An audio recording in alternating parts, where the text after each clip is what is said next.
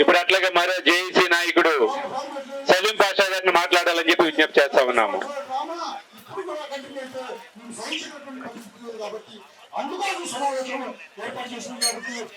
టీవీఏసీ JAC వేదికను అలంకరించినటువంటి పెద్దలకు అందరికీ మరియు నా తోటి మిత్ర బృందానికి మరియు ఇక్కడికి వేదిక మీదకి వచ్చిన అక్క చెల్లెళ్లకు చిన్న పిల్లలకు పెద్దలకు అందరికీ ప్రతి ఒక్కరికి నా యొక్క నమస్కారాలు తెలియజేస్తున్నాను.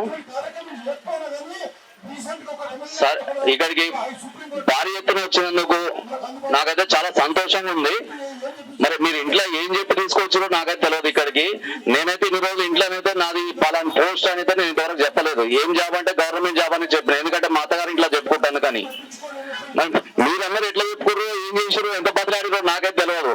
అమ్మా దయచేసి ఇప్పటికి కూడా మీరు గవర్నమెంట్ జాబ్ అని చెప్పండి, కానీ ఎక్కడికైనా మీటింగ్ ఉంటే మాత్రం ఖచ్చితంగా మీ యొక్క భర్తలను కానీ మీ వాళ్ళని కానీ ఎవరినైనా సరే ఖచ్చితంగా మీరు పంపించే ఏర్పాటు అయితే చేయండి. ప్రతిసారి హైదరాబాద్ అంటే ఎందుకు పోతుందో ఏందో అనేది మీరు కూడా ఇప్పుడు కళ్ళారా చూస్తారు. ఇప్పుడు మేమైతే రెగ్యులర్ గా సంవత్సరం తిరుగుతున్నాము. ఏ చిన్నపాటి ఇన్ఫర్మేషన్ వచ్చినా, పేపర్లో చూసినా, టీవీలో చూసినా ఖచ్చితంగా ఉద్యమానికి అయితే పంపించండి. మీ చేతుల్లో ఉంది మా ఉద్యమం. యాడికి పోతావు లేదు, ఊకే రోజు ఏం పోతావు అని మాత్రం ఇంట్లో ఉంచమాకండి. డ్యూటీ ఎక్కడికి పోదు, డ్యూటీ ఇవ్వాలి కాకపోతే రేపైనా వస్తుంది.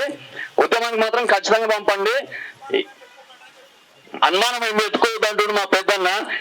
ప్రతి ఒక్కరికి మీకు భరోసానైతే ఇస్తాడు. అలాగే ఇప్పుడు సమ్మె నోటీస్ ఇచ్చినా కానీ మీరు ఏం కంగారు పడమాకండి.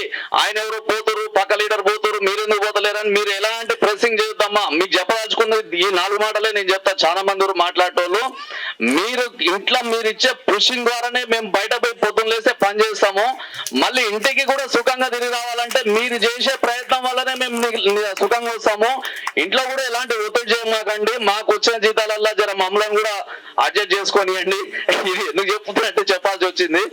ఇంకొక విషయం ఏంటంటే, సమ్మె చేసినప్పుడు కూడా పక్క ఆయన డ్యూటీకి పోయినట్టుగా నువ్వెందుకు పోతున్నావు కూడా ఇబ్బంది పెట్టమాకండి. ఇంతటితోని నా ఉపన్యాసాన్ని ముగిస్తున్నాను. చాలా మంది మాట్లాడేటోళ్ళు, మీరు ఇంత కోఆపరేషన్ చేసినందుకు, ఇక్కడికి వచ్చినందుకు ప్రతి ఒక్కరికి పేరు పేరు నా చేతులైతే నేనైతే నమస్కారాలు చేస్తున్నాను.